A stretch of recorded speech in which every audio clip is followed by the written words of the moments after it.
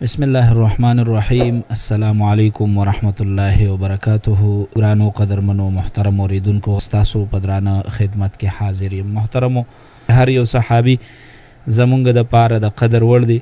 څومره چې کیدی شي مونږ د صحابه په نقش قدم باندې ژوند تیر کو، د مرتبه په اعتبار سره بیا رب العالمین بعض صحابه له په بعض نور باندې فضیلت ورکړو. د ټولو نه لویه درجه په صحابو کې د نبی علیہ السلام نه وروسته د ابوبکر صدیق رضی الله تعالی عنه ده. او دا خبره هم مونږ تاسو ته واضحه ده چې بیا په صحابو کې کم سلور صحابه خلفای راشدین چې چاته ویلی شي، دغه صحابه په ټولو صحابو کې د لوی مرتبه خاوندان دي. او بیا دغه پسې هغه لس صحابه چاته چې رسول الله صلی الله علیه وسلم په دنیا کې اغه زیر د جنت ورکړیو چې تاسو په جنت کې تاسو جنتیان یې، ناغه بیا په عام ټولو صحابو کې د ټول نه لوی درجه والا خاوندان دي. محترمو، په دغه ټولو صحابو کې د ټولو نه لومبي صحابي په عشره مبشره کې حضرت ابوبکر صدیق رضی الله تعالی عنه دی. د حضرت ابوبکر صدیق رضی الله تعالی عنه ژوند اغه ډیر د مشکلاتو ژوندو، اغه ډیر د قربانو ژوندو، د دین اسلام د پاره ډیر د قربانو ژوندو چې ډیر سختي او تکلیفونه د رسول الله صلی الله علیه وسلم سره تیر کړي. او بیا په تیره د رسول الله صلی الله علیه وسلم ډیر نږدې ملګری چې په پټو سترګو باندې نبی علیہ السلام پس روانو. نو کوشش وکوم محترمو چې د ابوبکر صدیق رضی الله تعالی عنه ژوند ډیر په تفصیل او وضاحت سره تاسو ته بیان کوم. نو پاغي باندې خو به سو پروګرامونه کوم، خدا غټولو نه اول په نننی پروګرام کې زه د ابوبکر صدیق رضی الله تعالی عنه هغه ټول ژوند راټولو مو هغه تاسو ته مخې تقدم. نو نن مختصر د ابوبکر صدیق رضی الله تعالی عنه هغه ټول ژوند تاسو ته مخې تقدم، او بیا ورپسې پروګرامونو کې به ان شاء الله العزیز د ابوبکر صدیق رضی الله تعالی عنه په ژوند باندې تفصیلی خبرې کوو. د هغې د ژوند مختلف اړخونو باندې به تاسو سره ځان له پروګرامونه کوم. نن په ټول پروګرام کې مختصر د ابوبکر صدیق رضی الله تعالی عنه په ژوند باندې راتېرېږم. عشره مبشره څومره صحابه کرام چې دي، نو په هغې کې د ټولو نه لومبي نوم چې کوم راځي نو هغه د حضرت ابوبکر صدیق رضی الله تعالی عنه دی. د ابوبکر صدیق رضی الله تعالی عنه خپل نوم عبدالله. دا مونږ ډیرو خلکو ته پته نشته چې د ابوبکر صدیق رضی الله تعالی عنه خپل نوم سو عبدالله، او ابوبکر داغي کنیتو او عتیق داغي لقبو. ابوبکر صدیق رضی الله تعالی عنه ته عتیق لقب ورکړی شوی، او بیا د دغه نرستو د صداقت په وجه باندې، د رښتونولۍ په وجه باندې هغه ته د صدیق لقب هم ورکړی شو. د هغې د والد محترم نوم حضرت عثمان او د والد محترم کنیت یې چې هغه ابو قحافه. د والدې نوم یعنی د مور بی نوم د حضرت ابوبکر صدیق رضی الله تعالی عنه هغه سلما وه. او ابوبکر صدیق رضی الله تعالی عنه د قریشو د یو شاخ د یو خاخ بنو تمیم سره د دې تعلق د والد محترم د طرف نه پشپغم پوش باندې دی د رسول الله صلی الله علیه وسلم د سلسله سره لګیدل. د دې د نبی علیہ السلام او د ابوبکر صدیق رضی الله تعالی عنه خاندان پشپغم پوش باندې د یو بل سره لګیدل. ابوبکر صدیق رضی الله تعالی عنه فطری او طبيعي تور باندې یو ډیر نیک او پرهیزګار انسانو. د اسلام وروړو نه وړاندې هغه رب العالمین د ډیرو ګناهونو نه ساتلی. شراب هغه چرته د جاهلیت په زمانه کې منوس کلی، نه چرته جواری کړی وه، نه د دې نه علاوه څه نور بد کارونه. رب العالمین فطرتي طور طبیعي طور دی یو نیک او متقی او پرهیزګار انسان پیدا کړی. په عمر کې د نبی علیہ السلام نه 2 کاله کشرو، خو د ماشوموالي نه د نبی علیہ السلام سره دوستانه وه، ملګرتیا یې وه. نبی علیہ السلام د دې ملګری. بیا کله چې رسول الله صلی الله علیه وسلم د نبوت اعلان وکړ، بغیر د څه شک بغیر د څه تردد نه فوراً چې ورته پته ولګېده چې نبی علیہ السلام د نبوت اعلان کړی دی، نو حضرت ابوبکر صدیق رضی الله تعالی عنه بلا چونو چې را د نبی علیہ السلام نبوت قبول کو، پاغي باندې ایمان وروړو. ابوبکر صدیق رضی الله تعالی عنه دا یو ډیر دیانتدار سوداګرو. او د خپل قبیله مشر او د قبیله د خلکو فیصله بدی کوله. او کله چې رسول الله صلی الله علیه وسلم د نبوت اعلان وکړو چون کې مسلمانان ډیر زیات کمو، خو بیا به هم ابوبکر صدیق رضی الله تعالی عنہ پټ پټه د اسلام دعوت چلو، خلکو له د اسلام دعوت ورکو. او بیا د دې پاغه دعوت کې دومره لوی اثر چې ډیر لوی خلک رب العالمین د دې په دعوت باندې مسلمانان کړل.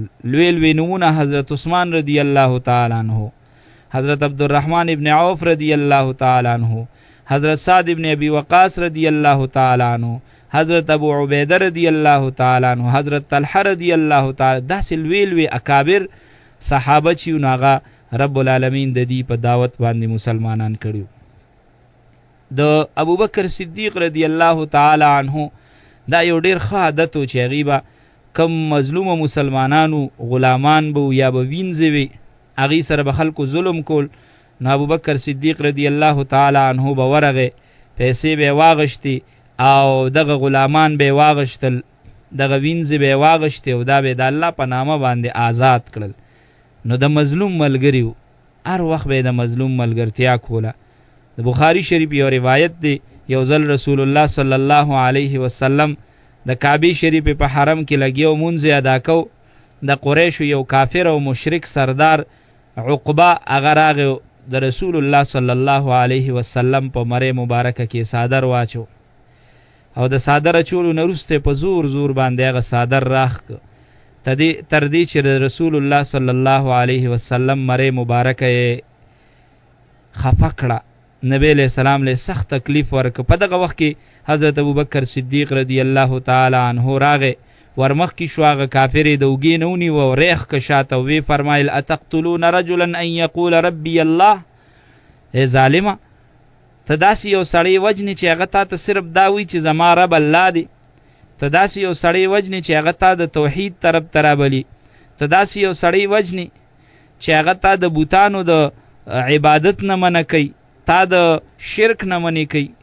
بخاری شریف کتاب فضائل صحابه حدیث 3600 او ات او یایم 3678 نمبر حدیث کې د حضرت ابوبکر صدیق رضی الله تعالی عنہ دغه واقعه راغلی ده چې ظالما تداسی یو سړی وجنی چې هغه وی زما رب الله پاک دی. دغه شان یو ځل حضرت ابوبکر صدیق رضی الله تعالی عنہ د حرم شریف په صحن کې لګیو خلکو ته د توحید دعوت ورکو چې د دې مشرکانو د دې شرک نو دغه شان د بوتانو د دې عبادت نه ځانو ساته.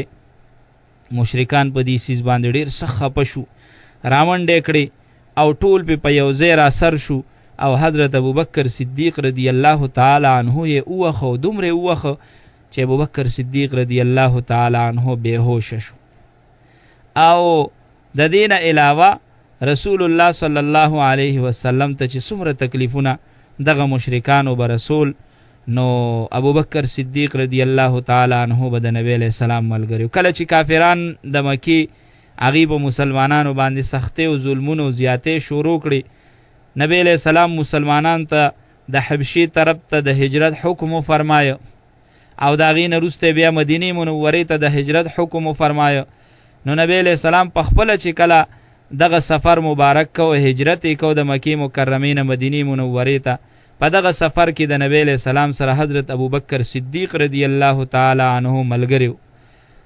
ابوبکر صدیق رضی الله تعالی عنہ ته دغه سعادت حاصل او چې هغه د نبی علیہ السلام سره په هجرت کې ملګرتیا کړې و. کله چې د هجرت سفر شروع شو، نبی اکرم صلی الله علیه وسلم ابوبکر صدیق رضی الله تعالی عنہ ځان سره دواړه په غار سور کې ایثار شو. دغه کافرانو د ظلم د وجنه اغل ته پناه واغشتا. بیا مشرکانو دی پسې وتل. ډیره لویه واقعه ده، اکثر خلکو ریدلې ده چې مشرکان د دې د پیدا کولو په نیت باندې وتل او په غار سور کې چې کله نبی علیہ السلام او حضرت ابوبکر صدیق تشریف فرماو، نو دا مشرکان هغه ځای ته ورسېدل.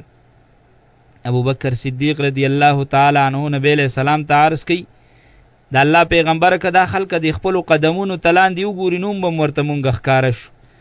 نبی علیہ السلام ورته فرمایل، ای ابوبکر ستا څه خیال دی د هغه دوو خلکو په باره کې د چا سره چې دریم رب العالمین دی. یعنی مو تا یوازې نه یو، زمونږ رب چې دی هغه زمونږ سره دی. دا لویه واقعه قرآن مجید په سوره توبه آیت نمبر 40 کې ذکر کړی ده، الا تنصروه فقد نصره الله اذ اخرجه الذين كفروا ثاني اثنين اذ هما في الغار اذ يقول لصاحبه لا تحزن ان الله معنا. دو کسانو دریم ورسر رب العالمینو، یو ملګری بل ملګری ته وی مې یریګه مونږ سره الله پاک ته. رسول الله صلی الله علیه وسلم ابو بکر صدیق رضی الله تعالی عنہ ته فرمای، ابو بکر یریګه مونږ سره رب العالمین دی، یقینا چې الله پاک زمونږ ملګرتیا کوي نو دا مشرکان مونږ ته هیڅ قسمه تکلیف نشي رسولی.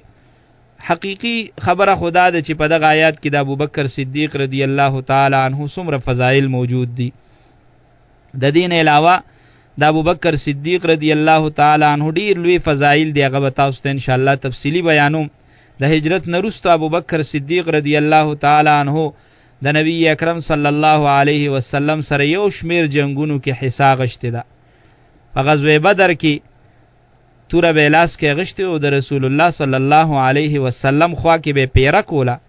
د نبی له سلام په باډی ګاډو کې د نبی له سلام خوا کې به د پیره کوله او دغه شان نبی له سلام ته به د جنگ متعلق خپل مشورې ورکولې. او دې سره سره د غزوه احد په موقع باندې چې کله مسلمانانو ته وختي شکست شو، په دغه وخت کې ابو بکر صدیق رضی الله تعالی عنہ سره د یو څو صحابه ملګرو د نبی علیہ السلام په حفاظت کې ولاړو، په میدان کې ولاړو.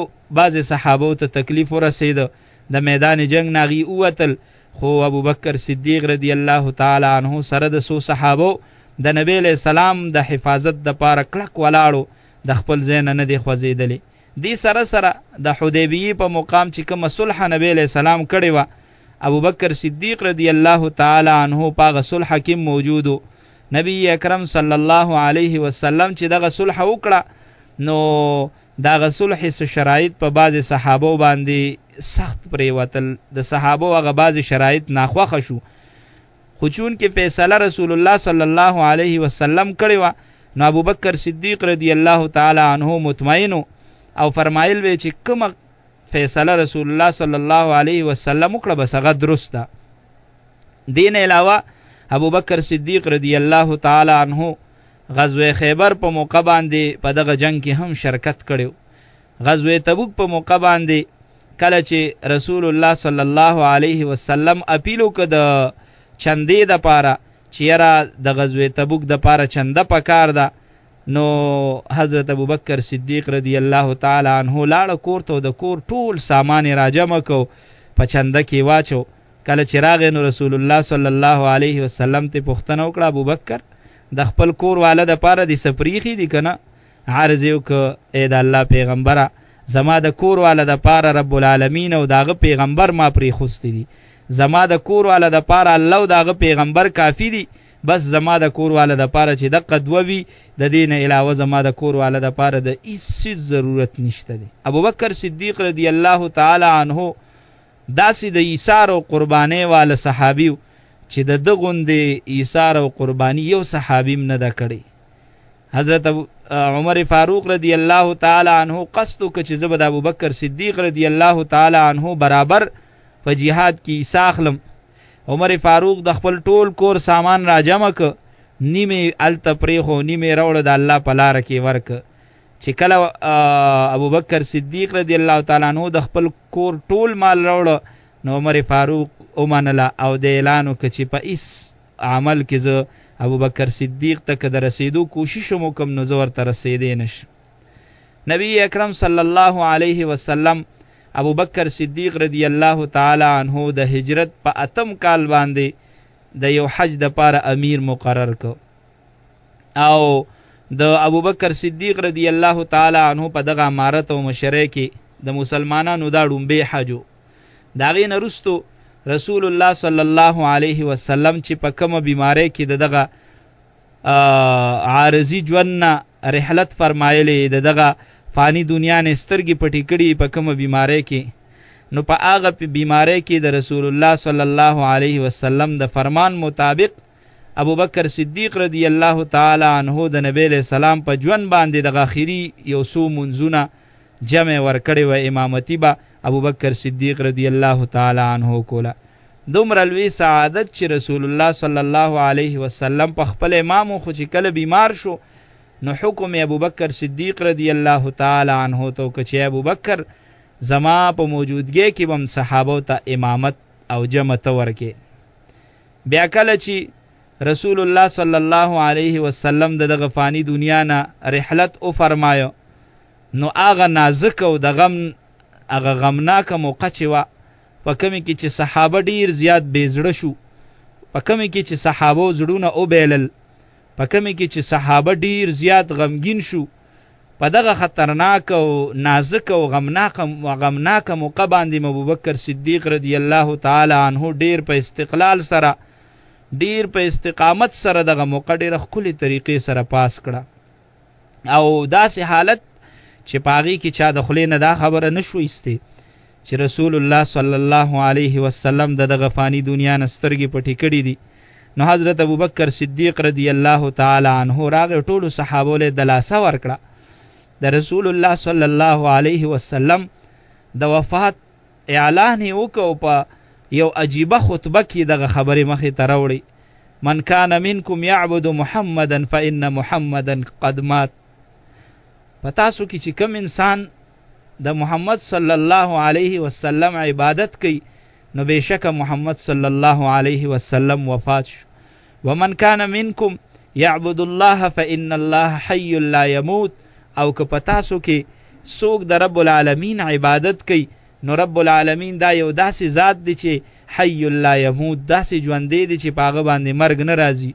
به د قرآن مجید دا آیات لستلو قال الله تعالى اعوذ بالله من الشيطان الرجيم وما محمد الا رسول قد خلت من قبله الرسل افإن مات او قتل انقلبتم على اعقابكم ومن ينقلب على عقبيه فلن يضر الله شيئا وسيجزي الله الشاكرين. د سوره آل عمران یوصل او سلور سلوختم نمبر آیات چې رسول الله صلی الله علیه وسلم دا د الله پاک یو پیغمبر دی او د نبی علیہ السلام نه وړاندې نور پیغمبرانم تیر شوي دي. اوس که چرته دغه پیغمبر وفات شي یا شهید شي نو آیا تاسو به په خپلو پوندو باندې واپس کیږئ؟ کم انسان چې د پیغمبر د وفات نه وروستو هغه د خپل دین نه واپس شو یعنی کفر طرف ته لاړه نو دی د الله پاک اسم نشي کولی او رب العالمین به شکرګزاره بندگانو ته ډېر لوی اجر ورکوي. حضرت ابوبکر صدیق رضی الله تعالی عنہ په دغه نازک موقع باندې چې کوم خطاب و فرمایه کوم خطبه و فرمایله نو د هغې نه وروسته صحابو ته ډېره زیاته تسلي میلو شوه تر دې چې د عمر فاروق رضی الله تعالی عنہ د وړاندې چا هم د نبی علیہ السلام د دنیا نه د تلو خبره نشوه کولی تر دې چې عمر فاروق رضی الله تعالی عنہ سره د نورو صحابو په دې خبره نه مطمئن کېده چې ګینې نبی علیہ السلام وفات شو. دا یقین د هغې نه کېده چې کله ابوبکر صدیق رضی الله تعالی عنہ دغه ښکلې خطبه ارشاد فرمایله دغه د دلاسي ډکه خطبه ارشاد فرمایله نو بیا د صحابو یقین شو، صحابو ته سناسه دلاسه میلو شو. د نبی علیہ السلام په صحابو کې ابوبکر صدیق رضی الله تعالی عنہ ډیر ښکلې طریقې سره ژوند تیر کړی دی.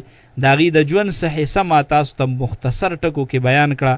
قدرمنو نبی اکرم صلی الله علیه وسلم چې کله د دنیا نه سترګې پټې کړې وفات شو د نبی علیہ السلام د وفات نه وروستو صحابه کرام رضوان الله تعالی علیهم اجمعین ابوبکر صدیق رضی الله تعالی عنہ په مشوره باندې د خپل ځان د پاره خلیفہ منتخب کو. کله چې د نبی علیہ السلام د دنیا نه تلو نه وروستو ابوبکر صدیق رضی الله تعالی عنہ خلیفہ شو نو دغه ډیر مشکل حالات او ابوبکر صدیق رضی الله تعالی عنہ د ډیر مشکل حالات سره مخ شو. دا غي د وړاندې ډیرې مسلې مخې ته پرتې وي خو بیا هم رب العالمین غیله توفیق ورک او غي په دغه مسایلو باندې په داسې طریقه باندې قابو بیا مونته چې خپل مستحکم اسلامی ریاست جوړ کو دا غي تجدید وک. کله چې اغي خلیفہ شونو د خلیفہ کېدو نه وروسته ړومبه چې کوم خطبه ارشاد فرمایله نو وی فرمایل اے خلکو تاسو زه خلیفہ جوړ کړم. حالانکه زمانه بهتره خلق په تاسو کې شته دي. که چرته زه د نیکۍ کار کوم نو تاسو به زما ملګرتیا کوئ، او که چرته د بدۍ کار کوم نو تاسو به زما اصلاح کوئ. رښتیا دا امانت دی او دروغ چې دی دا خیانت دی. ستاسو د وړاندې د ټولو نه کمزور انسان چې دی هغه زما په نیز د ټولو نه طاقتور انسان دی، تر کومې پورې چې زه د هغه حق ادا نه کم. او په تاسو کې د ټولو نه طاقتور انسان زما په نیز ډیر کمزوري، تر څو چې د هغه په هغه باندې د نورو خلکو کم حق یې هغه زه د هغه نه وانخلم. او د ارشاد فرمایي چې کوم قوم د رب العالمین په لار کې جهاد پرېږدي، الله پاک دغه قوم ذلیل او رسوا کوي. بیا دا فرمایل چې په کوم قوم کې بدکاری خوره شي، الله پاک په هغه قوم باندې مصائب او مشکلات راولي، دغه خلک په مصائبو کې گرفتار کی. او تاسو تر هغه وخته پورې زما اطاعت کوئ تر څو چې زه د رب العالمین او داغه د پیغمبر اطاعت کوم. او که چرته زه د الله پاک او داغه د پیغمبر اطاعت نه کوم نو بالکل په تاسو باندې زما اطاعت لازم نه دی. د حضرت ابوبکر صدیق رضی الله تعالی عنہ چې کوم خلافتو د ابتدا نه هغې ته ډېر مشکلات مخې ته، خو بیا هم هغې خپله حوصله چې د هغې اوچته وساتله، او دغه شان خپل فهم او فراست چې د هغې استعمال که، او دغه خپل عقلمندۍ په وجه باندې په هغه ټولو مشکلاتو باندې الله پاک هغې له بیا برې ورکه. د رسول الله صلی الله علیه وسلم د وفات نه وروستو بعضې عرب قبایل چې نو هغه مرتد شوي، بعضې خلکو د زکات ورکولو نه انکار وکړو، بعضې خلکو د نبوت د دروغو دعوې وکړې. د ایران او د روم چې کم سرحداتو دغه طرف نه ډېرې خطرې موجود وي مسلمانانو ته. حضرت ابوبکر صدیق رضی الله تعالی عنہ د ټولو ناول حضرت سیدنا اسامه ابن زید رضی الله تعالی عنہ په مشرۍ کې یو لښکر ولیږه. هغه لښکر کم چې رسول الله صلی الله علیه وسلم د خپل وفات نه څو ورځې وړاندې هغې ته د تلو حکم فرمایلی. اگر چې ظاهري حالات څه داسې نو، بعضې صحابو مشوره هم ورکړه چې یاره ای ابوبکر صدیق رضی الله تعالی عنہ موجوده حالات دا ډیر نازک دي، په دې کې زمونږ لښکر هلته لیږل دا مناسب نه دي، نو که لښکر ونه لیږلی شي نو ښه دی. مګر بیا هم حضرت ابوبکر صدیق رضی الله تعالی عنہ د استقامت او د ایمان د پختګۍ هغه ثبوت ورکه، هغه لښکر یې ولیږه، د هغې د لیږلو فیصله وکړه، او دی فرمایل چې د هغه لښکر د منع کولو زه اختیار نه لرم، کوم لښکر چې رسول الله صلی الله علیه وسلم د هغې د لیږلو فیصله فرمایلې ده. او بیا ابوبکر صدیق رضی الله تعالی عنہ د هغه مرتدینو د هغه مانعینو زکات چې کوم کسانو د هغې خلاف کارروایي شروع کړه، کوم دروغجن نبوت دعویدار خلک چې نو د هغې خلاف سخته کارروایي شروع کړه. په هغه دروغجنو دعویدار د نبوتو کې یو مسیلمه کذاب و بل اسود و نسیو. ابوبکر صدیق رضی الله تعالی عنہ د مسلمانانو لوی لوی لښکر یې ولیږلې، دغه خلکو سره جهاد وکړو، او د دغه فتنو خاتمه ابوبکر صدیق رضی الله تعالی عنہ وکړه. کومو خلکو چې زکات نه ورکو د هغې خلاف ابوبکر صدیق رضی الله تعالی عنہ د جنگ اعلان وکړ. بعضې صحابو مشوره ورکړه چې ای ابوبکر صدیق رضی الله تعالی عنہ د دې خلکو خلاف د جهاد دا فیصله ته واپس واخله، ځکه دا خلکه اگر چې د زکات نه انکار کړی دی خو بیا هم مسلمانان دی، لا اله الا الله وی.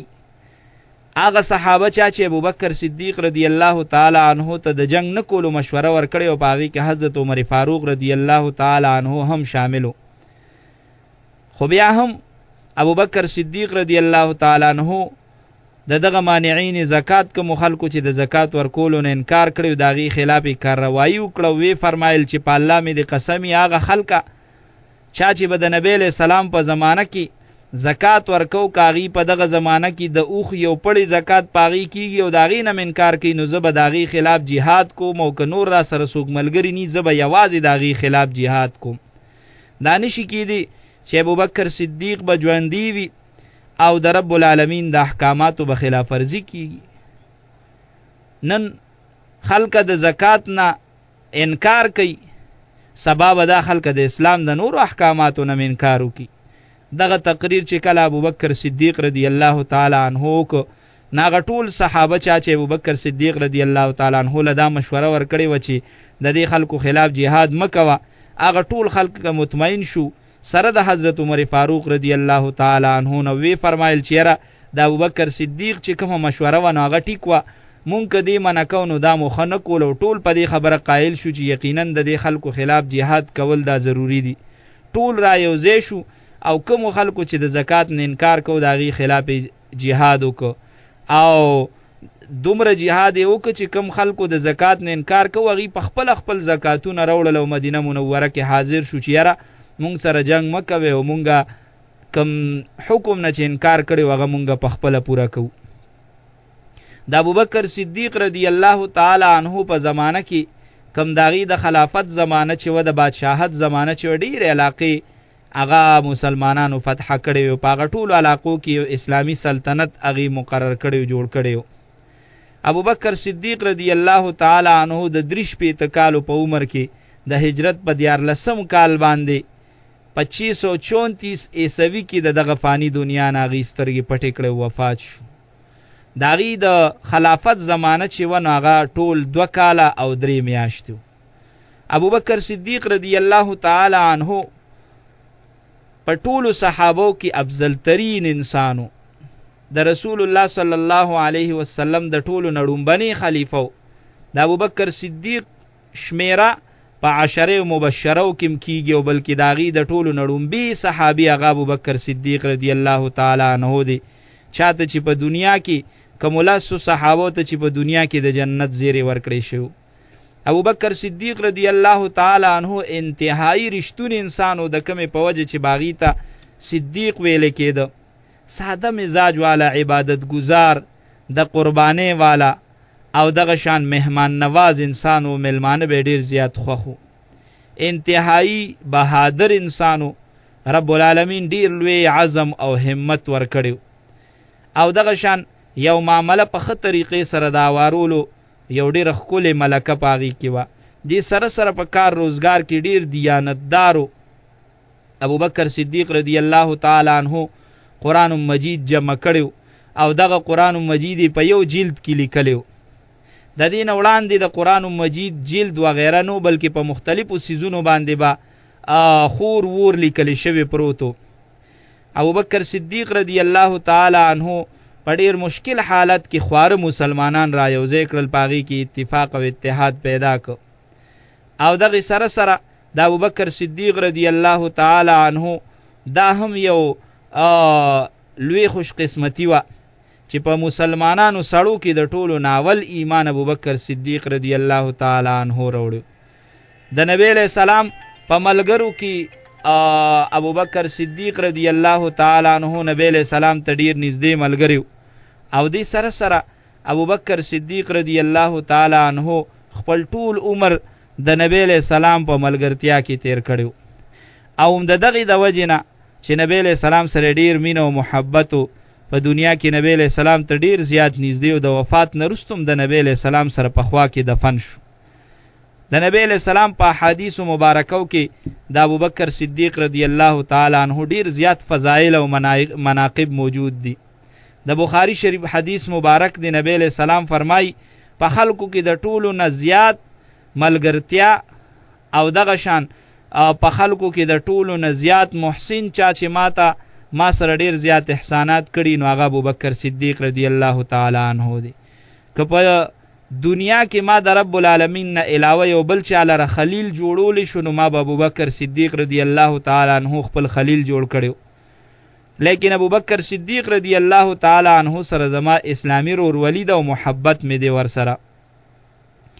او نبی علیہ السلام دغه اعلان هم فرمایلی چې مسجد نبوي ته کم دروازې او کمې کړکۍ د خلکو دي نو هغه بندې کې د ابوبکر صدیق رضی الله تعالی عنه چې کومه دروازه ده او کومه کړکۍ ده نو هغه به نشي بندولی.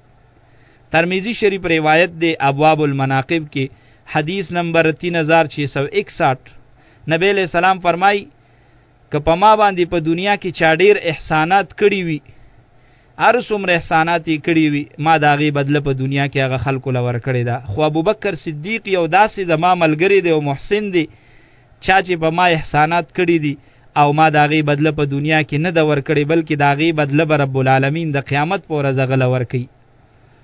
او څومره چې ما ته د ابوبکر صدیق رضی الله تعالی عنه مال فایده را کړې دومره ما ته د هیچا مال فایده نه ده را کړې. د بخاري شریف حدیث دی حضرت عمرو بن العاص رضی الله تعالی عنه فرمای وای زه د رسول الله صلی الله علیه وسلم خدمت کې حاضر شوم. وای ما ته تاسو کې چې د الله پیغمبره د ټولو نه زیات مین او محبت ستاسو چا سره دی؟